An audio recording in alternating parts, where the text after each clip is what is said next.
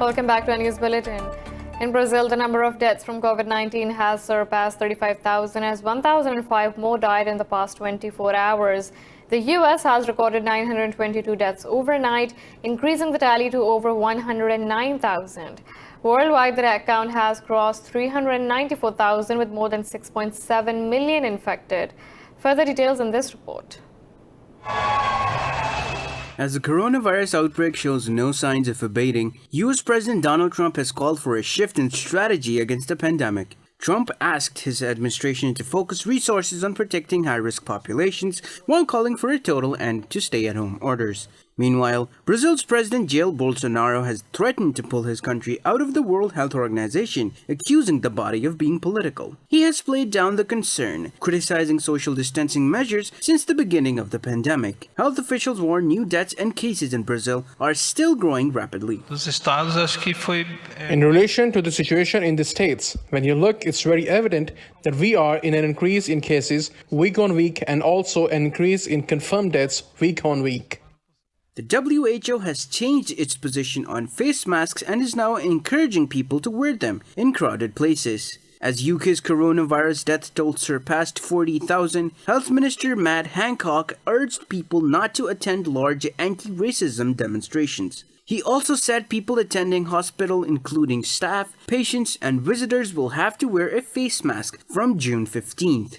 As the NHS reopens right across the country, it's critically important to stop the spread amongst staff, patients and visitors too. So today we're setting out that all hospital visitors and outpatients will need to wear face coverings. Elsewhere, China has recorded 3 imported new cases of COVID-19, down from the 5 the day before. Pakistan has reported a record 97 deaths from COVID-19 in the last 24 hours. The Health Ministry said the death toll now stands at 1,935. The ministry reported over 4,700 cases in the past 24 hours, taking the total to nearly 94,000. It said over 32,500 patients of coronavirus have recovered so far. The ministry said more than 22,000 tests were conducted across the country yesterday. Officials of the province of Punjab has gained the lead in the number of infections with over 35,000 cases. The Pakistan Army says it has shot down an Indian spy quadcopter after it violated Pakistan's airspace in the Khanjar sector along the line of control. In a statement, the military's media wing said the quadcopter intruded 500 meters into Pakistan's side of the line of control.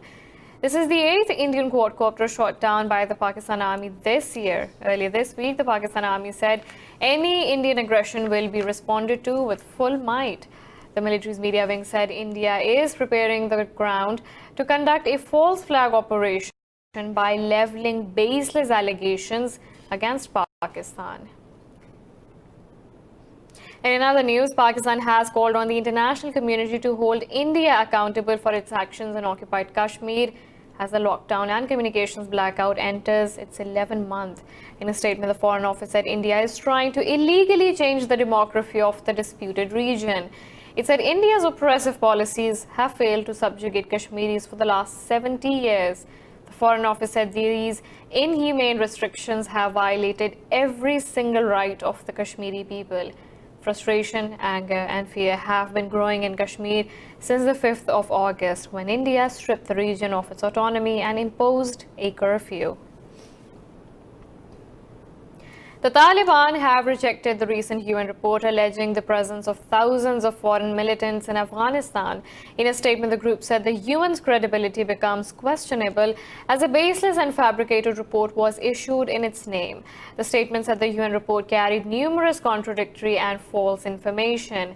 It said the information in the report came from countries and individuals whose interests lie in continuation of the Afghan war.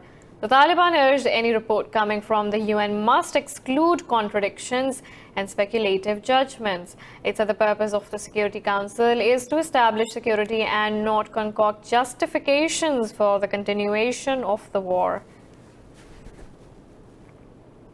In Afghanistan, 11 pro-government militiamen have been killed in a roadside bomb attack in northern Badakhshan province. Talking to media, the police said the incident happened in Khash district when a vehicle carrying the personnel hit a roadside mine. It said a local commander was among the fatalities.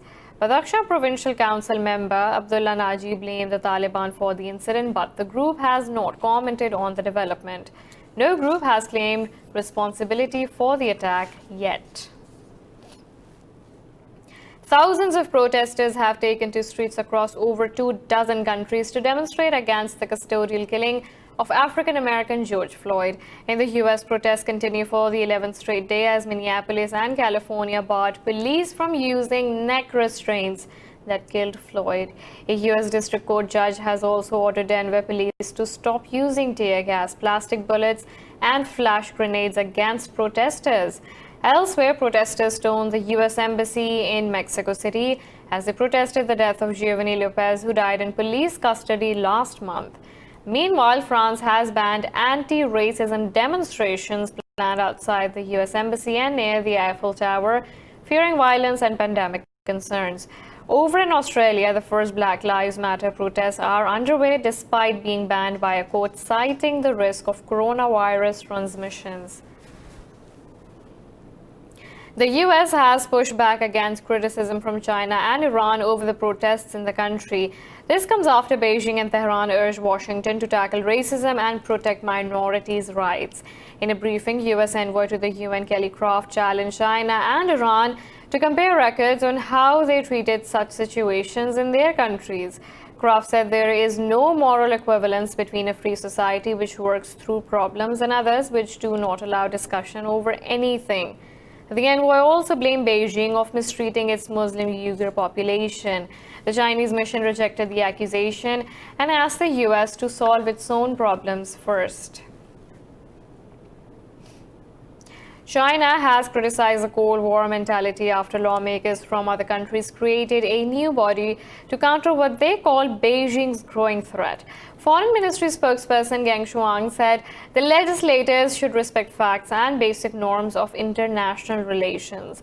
The lawmakers from European Union and 8 other countries formed the Inter-Parliamentary Alliance on China. Geng said the legislators should stop political manipulation and interference into Beijing's internal affairs. The spokesperson said the legislators need to discard the ideological prejudice towards Beijing.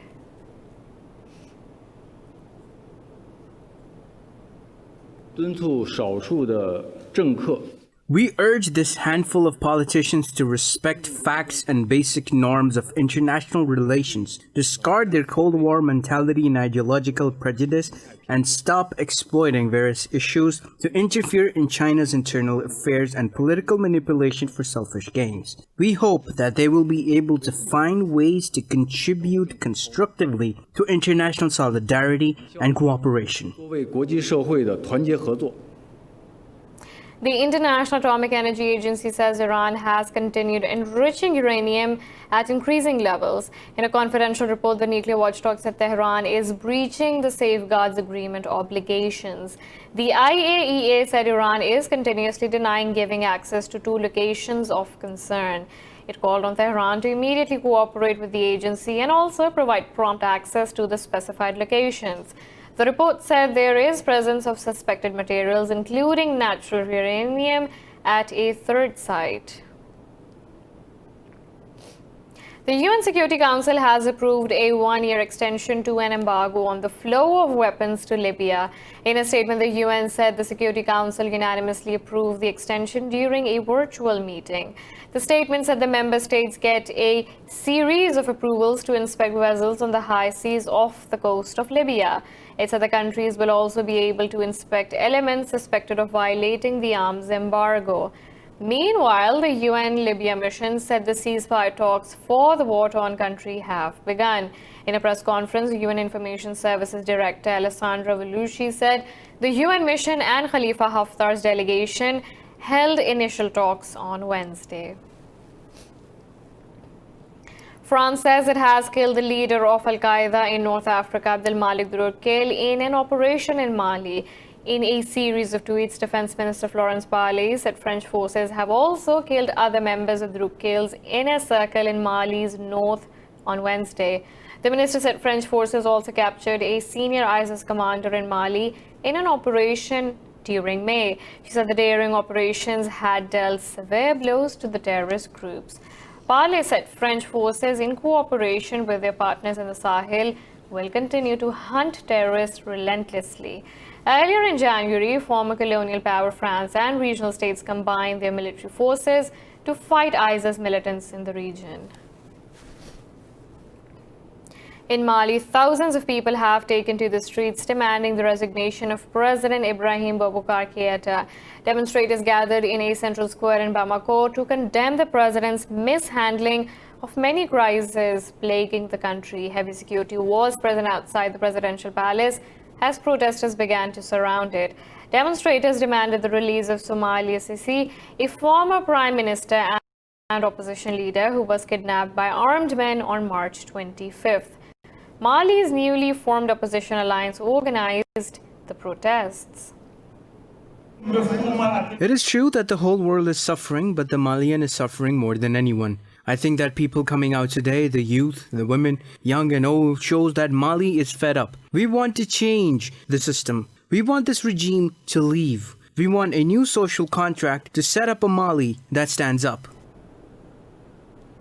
In the U.S., 5 members of the same family have been killed when their plane crashed in the state of Georgia's Putnam County. The Putnam County Sheriff's Office said the plane went down in a wooded area near Lake Oconee. Emergency services said the victims included 3 adults and 2 young siblings aged 4 and 6. The sheriff said the twin-engine plane spiraled to the ground after some sort of an explosion. The Federal Aviation Administration has launched an inquiry into the crash. Turkey says its soldier has been killed while 2 others wounded in an attack on an armored ambulance in Syria's northwestern Idlib province. In a statement, the defense ministry said Turkish forces identified targets and immediately opened fire in retaliation. It did not say who carried out the attack and did not specify where it occurred. In March, Turkey and Russia agreed on a deal to cease all military actions along the line of contact in the Idlib de-escalation area. Idlib falls within a de-escalation zone laid out in a deal between Turkey and Russia in late 2018. We're now taking a short break, but stay tuned for more news.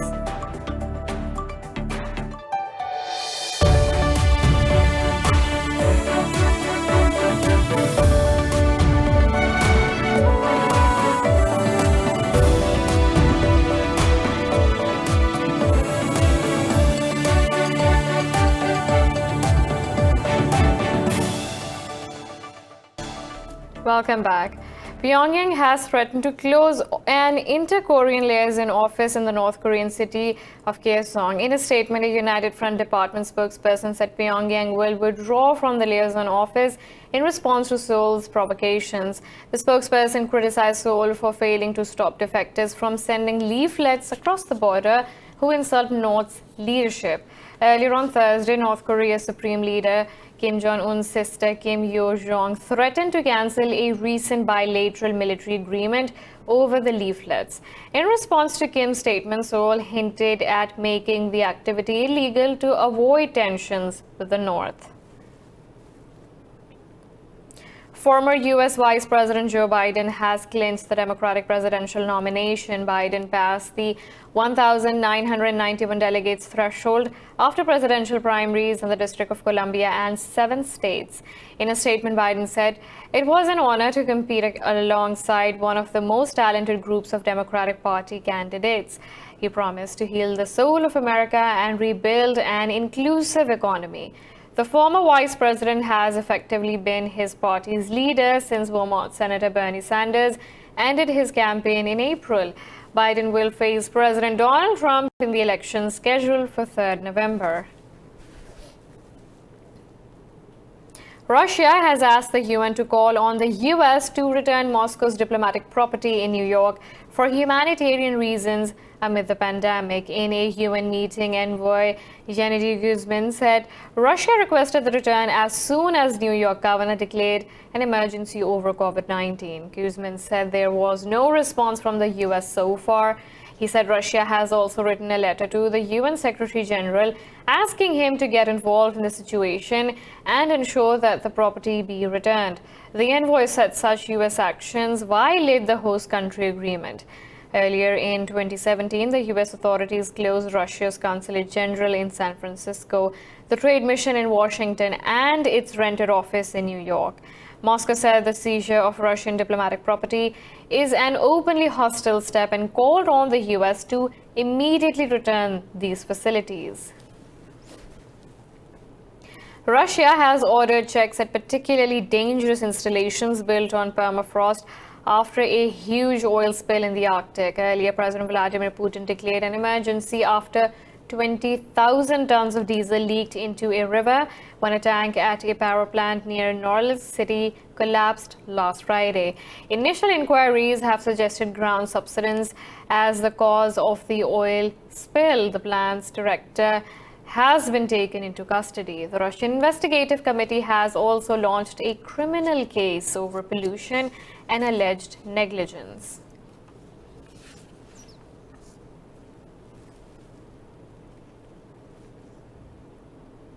The group of 20 biggest economies has pledged more than $21 billion to fight the new coronavirus. In a statement, the bloc said the funds will be directed towards diagnostics, vaccines, therapeutics, research and development.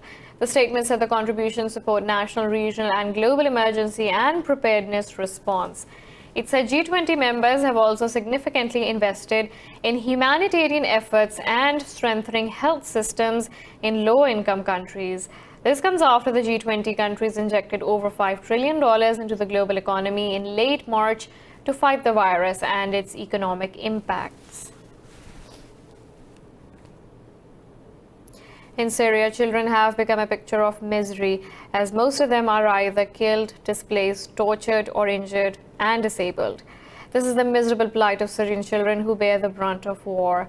The dilemma of Syrian children in this report. The war is taking its toll on Syrian children. Their lives forever may have been marked by the conflict. The war is in its 10th year. Half of the country's children have only ever known war. Prolonged exposure to war, stress, and uncertainty has left many children in a state of toxic stress. According to UN aid agency, over the past week, violence has forced 6,500 children to flee every day. Children are either killed, displaced, tortured, or injured and disabled. Thousands have been killed, while millions of others had to leave the country with their families. Many other children have to go on living with these injuries. My daughter has burns on her face and other parts of her body. What is her crime? Somebody should tell me what her offense is. My daughter lost her future.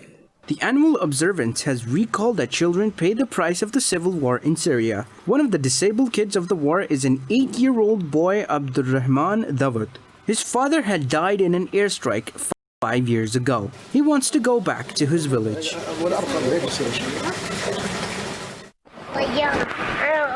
My father died in an air attack. I would like to go back to my village and school, and I want to play games. The crisis in northwest Syria is turning into a child protection crisis of unprecedented scale. According to the report, at least 29,296 children have been killed in Syria, while many others have been injured or disabled. The regime's airstrike hit my husband and son when they were in the shop. My son lost his arm. He had much suffering in the beginning, now he is better, but I'm still in pain when he falls down. My son became fatherless when he was only 2.5 years old. What is his crime? Or disabled. The vulnerable children are recruited in wars. Their schools are attacked, they are exploited, abducted, and killed. The Syrian regime has been behind the majorities of the fatalities, tortures, injuries, and destroyed futures of millions of children.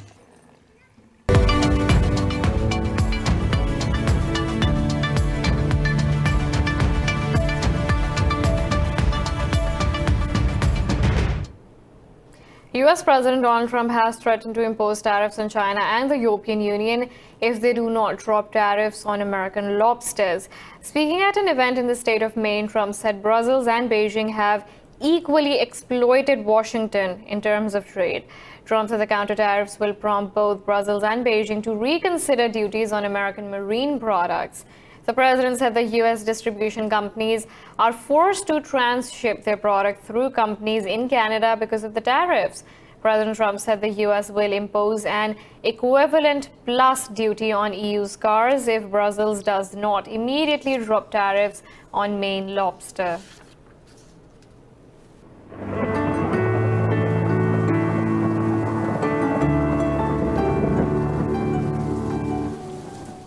Now let's look at the weather from around the globe.